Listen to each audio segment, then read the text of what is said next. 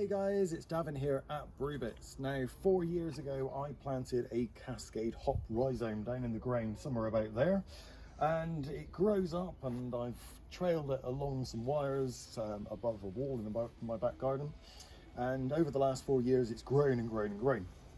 So I thought I would have a chat to you about the cascade hops. So first of all, how do you know they're ready to pick? Well, these are the hops here. This is the cone, flower almost, and you can roll it between your fingers. Come up here, James, a little bit further. A little bit further up. You can just about hear they rustle. They feel a little bit like paper, like if we had a little bit of rolled up paper there. So that kind of gives you a good indication that they're ready to pick. And also, you should be able to grab hold of both sides. Oh, there we go. It's not quite even, that one. And rip it open. And inside, you see all that lovely yellow pollen. That's your lupulin. That's one of the things that adds all this lovely, fantastic aroma. And it smells quite green until you rub it between your fingers and rub it between your hands. And drop that out. And then have a really good smell of your hands. And oh, you can see all, just about to catch the yellow pollen in there. But that's tangerine, that's grapefruit, a bit of pine tree going on in there. Anyway, so these are ready to pick. So hops are what's called a bine, and they grow by, I don't know if James, if you can come in here and have a look at this, because they're quite vicious. And the hops themselves, I'll try and get a better picture of this and put this into the video shortly. But on the hops, you can just about see they're little tiny barbs. And these are vicious, and they're pointing backwards. So what it does is, as it grows up something, it can grab hold of a barb. And that's not my finger holding it up here, James. That's the barbs holding it on. And I can lift it up quite a bit with the barbs before it starts to drop back down, and it's still holding on the barbs, and that's what makes it an amazing climber. But it also makes it very vicious to harvest, because if you put your hand in here and ripped it back out, it actually cuts you, and you end up with lots and lots of cuts. Hence long sleeves and a pair of gloves. So once you've got your long sleeves and a pair of gloves, I need to go and grab myself a pair of secateurs or a good pair of scissors. So I'll be back in a moment. Secateurs and gloved up, ready to go. So I've already taken a big chunk off of the far side, and I'm working gradually this way. And all I'm going to do is get in here. You can come on in, James, if you want. You can see they come out quite easily once you've picked the right section. Now, in the hop farms, they grow these up really tall wires and strings. And all they do with a big mechanical tractor is they come along and they chop the string off at the top, and the bines fall down, and the tractor picks them up. There they go. And you can see that at any opportunity, he's like to get a hold of you. That's still quite stuck. So I'm got myself a little sheet down here. This helps me to keep all of the hops off the grass. And I'm just going to keep going like this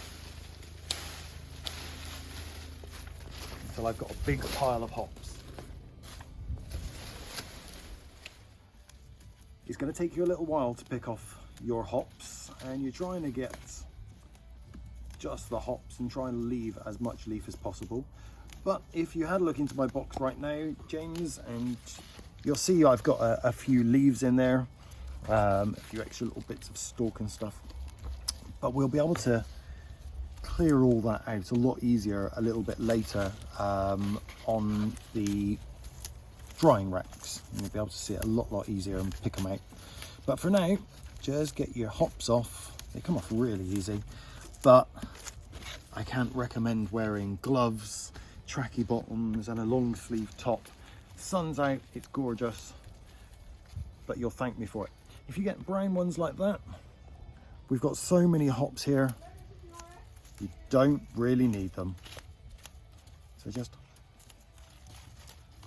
get the nice big juicy ones.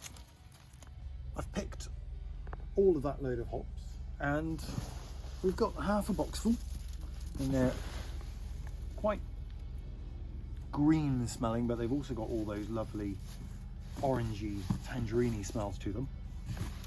But if we left them like this, they would soon turn brown, and they would soon start to, because there's loads of them, they soon start to go mucky and mouldy and start to rot.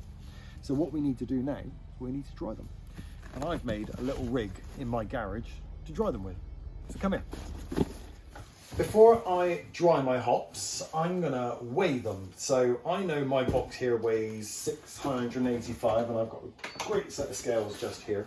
And the hops are gonna lose a huge amount of water in the drying process to stop them going rancid. And so what have we got here? We have got 1870, so just shy of 1.2 kilos. So that is going to make, once they're dried, probably about 250 grams of hops-ish. So let's go and put this on the dryer. So in my garage, I have built a little rig, and I've already had one load of hops growing on here, and it's just 4 pieces of wood screwed together, held up on 4 stools. It's got some cardboard around which goes down to the floor, and then over here, James, come on down and have a look, we've got a fan. And so I switch my fan on, fan goes round, blows air underneath, and if you can see, it's all starting to, it still blows up through nice and gently. You can see all the little bits of hops moving.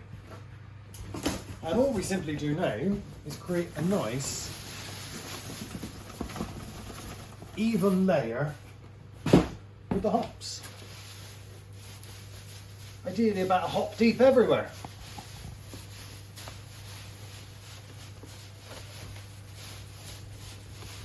And I've not got quite enough hops here to fill this whole rack.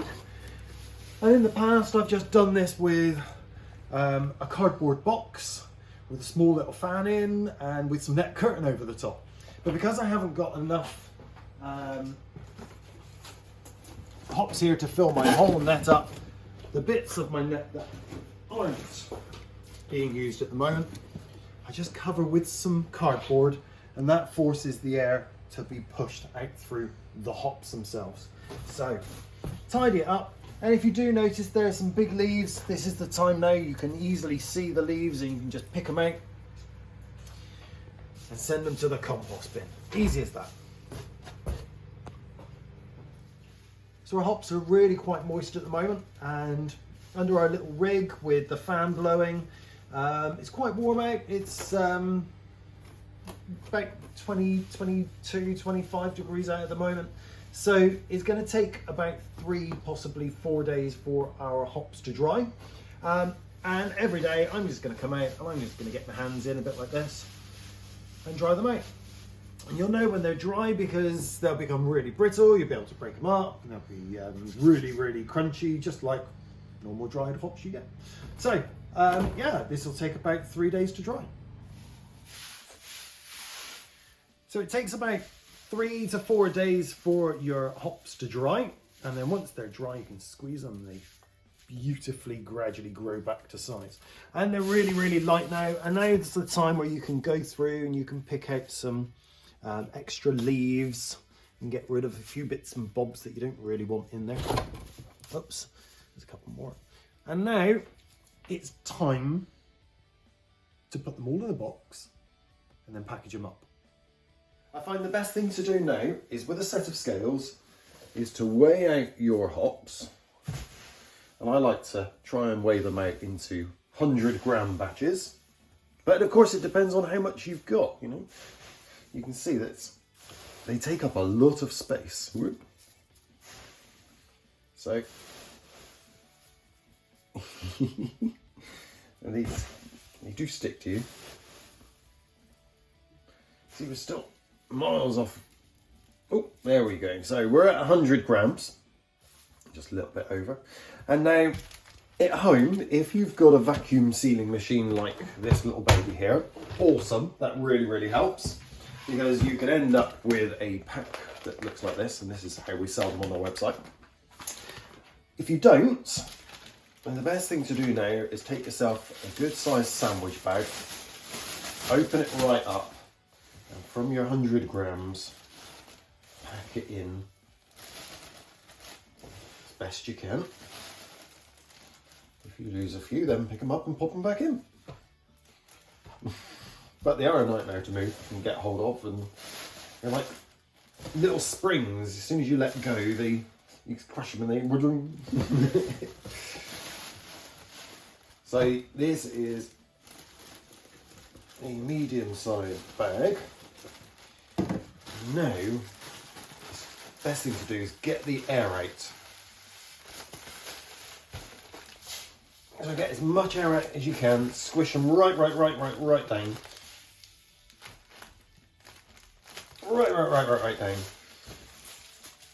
Tie them in a knot. And now pop this in the freezer until you're ready to use it. And it's as simple as that. Your hops are lovely and dry. They'll last for a long time in the freezer. As I say, just drop them out, defrost them, and then they're ready to use. If you want to use them in smaller batches, then freeze them in smaller batches. But I've got a few here that needs to be packaged up. That's going to be a few 100 grams worth. And if you want these, there's a limited supply of these Somerset grown Brewbits Cascade hops available on our website. So grab them now and get brewing with them and enjoy the lovely, fantastic tangerine flavours that come out of these specific Cascade ones. But whatever hops you're growing, I'm sure you can harvest them and get them so that they stay ready for when you're ready to brew. Anyway, happy packing and happy brewing.